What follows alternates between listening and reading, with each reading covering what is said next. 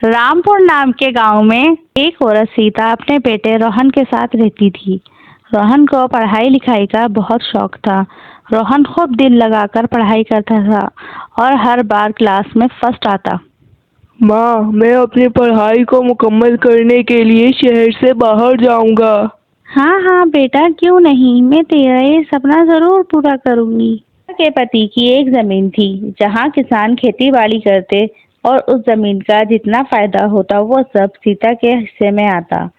सीता का पति इस दुनिया में नहीं था और सीता ने रोहन को बचपन से ही खुद अकेले ही पाला था। अब रोहन और सीता ने अपने गांव के जमीन और घर सब बेचकर शहर में एक अच्छा सा खूबसूरत सा घर खरीद लिया था। बेटा, अब हमने एक घर भी खरीद लिया है। अब मैं चाहती हूँ कि तू अपना सपना पूरा करा। नहीं माँ, मैं आपको छोड़कर नहीं जा सकता। अभी इस शहर में हम नए हैं, अभी यहाँ किसी को अच्छे से जानते भी नहीं हैं। आप यहाँ अकेले कैसे रहेंगी? अरे बेटा, तू मेरी फिक्र छोड़, तू बस जा विदेश पढ़ाई के लिए, यहाँ सब ठीक हो जाएगा। फिर रोहन मान जाता है और विदेश जाने की तैयारी करने लग जाता है। अगले 3 दिन बाद रोहन विदेश चला जाता है। अरे मेरा बेटा तो चला गया, मैं यहाँ अकेली क्या करूँगी।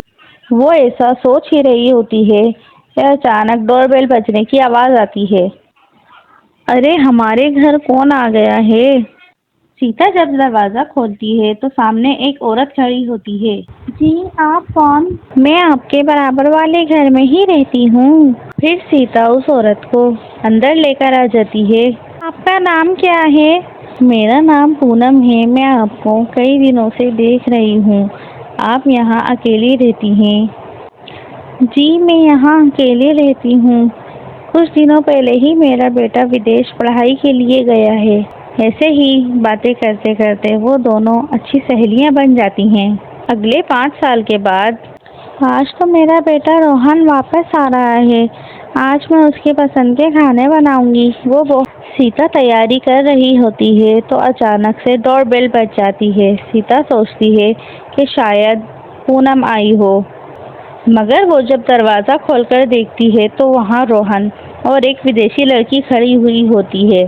सीता अपने बेटे को बोलती है, आजा बेटा, अंदर आ। तू बाहर क्यों खड़ा हुआ है? माँ, चलो सुमी, अंदर चलो। बेटा रोहन, ये लड़की कौन है? सुमी, ये मेरी माँ है। हेलो मम्मी जी। माँ, ये मेरी पत्नी है, मैंने इससे शादी कर ली। नहीं नहीं बेटा, ये तू क्या कह रहा है? तूने विदेशी लड़की से शादी कर ली। अब तो ये विदेशी लड़की मुझे घर से निकाल देगी और तुझे मुझसे अलग कर देगी। नहीं माँ, जैसा आप सोच रही हैं ऐसा बिल्कुल भी नहीं है। सुमी बहुत अच्छी लड़की है। नहीं बेटा, तू भी विदेश जाकर विदेशियों की तरह ही हो गया है। सीता बस इतना कहकर अपने कमरे में आ जाती है। तुम परेशान मत हो, माँ जी का गुस्सा थोड़े दिनों में ठीक हो जाएगा। Yes yes, I know. ऐसे ही कुछ दिन गुजर जाते हैं। सीता फिर सुमी के पास आती है।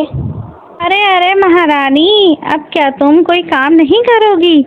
मैं तुम्हें रोज रोज खाना बनाकर नहीं खिला सकती। सॉरी, मुझे कुकिंग नहीं आती है।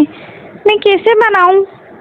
अरे तो क्या विदेश में तू मेरे बेटे को खाना नहीं देती थी? क्या वो भूखा रहता था? नो मम्मी जी, वहाँ तो हम ऑनलाइन ऑर्डर करते थे।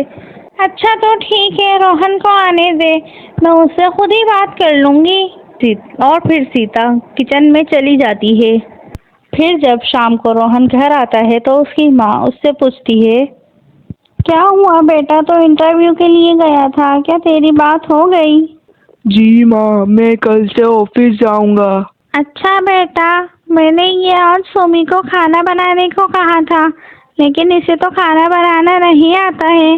जी माँ, उसको खाना बनाना नहीं आता है। हम लोग विदेश में भी बाहर से खाना मंगवा कर खाते थे। ठीक है बेटा, जैसा तुझे ठीक लगे। ये कहकर सीता अपने कमरे में चली जाती है और फिर रोहन सुमी के पास आ जाता है और सुमी रोहन से कहती है, रोहन, मैं कल से किचन में काम करूंगी और माँ जी को खुश करूंगी। मुझे पता है माँ जी कैसे खुश होंगी। फिर सुबह होते ही सुमी किचन में आ जाती है और सबके लिए नाश्ता बनाती है। रोहन ऑफिस के लिए निकल जाता है और फिर सुमी आज का पूरा दिन सीता के साथ गुजारती है और सीता को भी अब समझ आने लगता है कि सुमी कितनी अच्छी है। फिर वो सब साथ मिलकर खुशी खुशी रहने लग जाते हैं। अगर आपको रोज़ाना नई नई कहानियाँ देखनी है तो हमारे चैनल को लाइक और सब्सक्राइब कर लें और बेल आइकन को दबाना ना भूलें।